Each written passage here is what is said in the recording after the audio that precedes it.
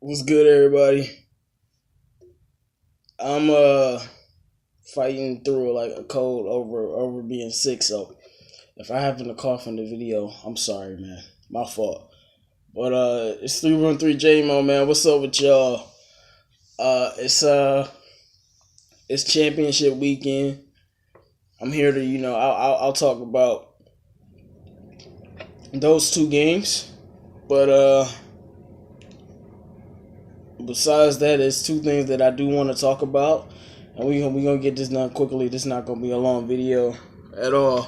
So first I want to talk about Jamal Agnew. So I was looking at some of his highlights from this season, like a few days ago, and now if Matt Patricia is sure to come here, I wonder what he gonna do with Jamal, because it's obvious the Patriots, they can put anybody anywhere, but it's obvious Jamal is way too talented. He's way too talented to be playing, on the defense. Simple. So I'm wondering, he's too small to be a running back, so I'm wondering what Patricia's going to do with him, because I feel like he could be one of those pieces that's just like a key to our offense being a next level offense. The offense is already pretty good, but like I'm talking about the offense to have that extra edge. Kind of how, like, I don't know who the person is for Pittsburgh. I mean, I don't want to really say it's Le'Veon Bell, because Le'Veon's everything, or Antonio Brown. But that kind of edge that Pittsburgh, have with their offense, In Atlanta, they had like Taylor Gabriel and stuff, but he's just like that X factor. So I'm wondering what they're gonna do with him. Or are they gonna, like, because he can play, running back if he wanted to, running back, wide receiver, and cornerback, and returner. So I don't know, but I'm just hoping, we get Patricia. First of all, he comes here and he changes something with the scheme, help out Cooter. I'm gonna talk about Cooter as well, because we don't know what's going on with him, but I just want to see Agnew used in a much huger role. So we'll see what goes with that. So look out for that whenever the season starts. Our team has a lot of, on the offense, we're basically set. We just need a line and a running game. So I'd love to see what Agnew can do. And Jimbo Cooter, so us DVE members, I'm sure some of the fans, we're all assuming that Jim Bob ain't going to be here. We're assuming Jim Bob going to be gone. And I know if you haven't, I'm telling you now, if you haven't heard, Stafford said he wanted Cooter back with him. And I didn't know this, but doing a little bit more research, I did find out that when Matt Patricia met with the Lions, he met with like Cooter. Not like they met privately or anything, but Bob Quinn introduced Cooter to Matt Patricia, kind of saying like, look, we got a guy here. We got a guy that, can run the offense. You don't have to necessarily change it, because you see everybody else is gone. And Cooter's the only one, just quietly sitting back, chilling. Just quietly not worrying about nothing. And it's kind of, I won't even say worrying me, because like I said, we assume that like when Patricia get here, he gonna bring in everybody new. But I like to say I'm different sometimes, and I like to abstract think, because like when it comes to predicting what's gonna happen with a team, and you don't know, nobody really knows the future. And a lot of people that end up being right is people that be thinking outside the box. And I'm saying all that to say is some people have been chirping saying Cooter might stay. And we all assume he's going to leave. He probably will. But if he stays, I wouldn't be that surprised. And a lot of people will be angry if he stays. Would I be angry if Cooter stays? Fuck yes. Fuck you mean? Man, don't get it twisted, y'all. In my opinion, Cooter is the reason this season. I mean, Caldwell was he made some decisions that lost his games. But I feel like Cooter is like the underlying reason.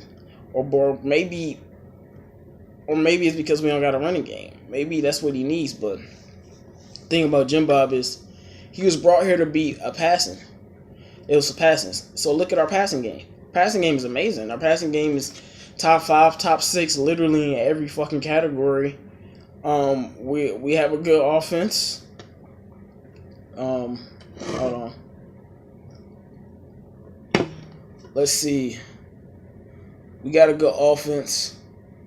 Our total offense, our scoring was 7th this year.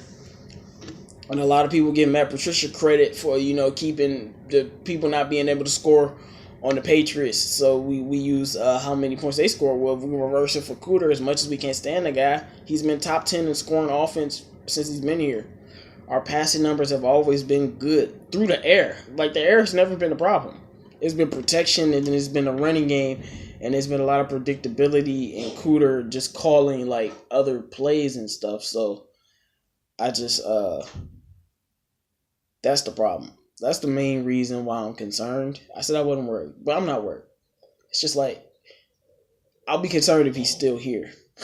Because, like, these stupid plays. Maybe Patricia's going to be like, why the fuck are we throwing another goddamn screen? What the fuck are you doing? But that uncertainty, and Stafford's comfortable with him. And if you look at Stafford, our quarterback that we like, or some might not like, whatever, ever since Cooter, his numbers have been great. I'm talking best in the NFL over the span and great. I think people kind of miss what I just said there.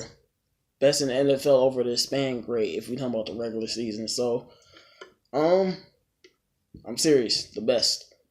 So, that's what he's been under this Jim Bob guy. I don't want him here. But if Patricia, he's a smart coach, he's coming in, why would he uproot the offense when the offense ain't the problem outside of the running game? Because, you know, a lot of fans, we think, well, he should do that because that's what we want. We want a Caldwell gone, so he's gone. We want a Austin gone, so he's gone. We want Cooter gone, so that's just a no-brainer, but it's not really. I just wanted to, tell y'all about that and give my predictions. Patriots, Jaguars, man, I think this is a pick 'em. I really don't know. Like, I really want to pick the Jags because I've been talking about the Jags and I've been saying don't sleep on the Jags for a couple months now. And I'm still saying don't sleep on the Jags. They can win this game, but I'm actually hoping I'm wrong on this pick. Even though, I'm a big Tom Brady fan, I don't know, man. The Jags, all I'm going to say about the Jaguars is they got a Super Bowl winning defense. And we've seen this before. We've seen it with Seattle. We've seen it with Denver. Defense can carry a quarterback that ain't that good, especially if they can run the ball. I'm going to pick the Patriots, but Jags probably sneak it out. Or we've seen this before also. A team like the Jags be all good and the Patriots beat the brakes out of their ass in the AFC Championship. So, I'm going to go with the Pats. And y'all know I'm picking the Eagles, not even because of Minnesota. Dog, I'm going to keep saying it.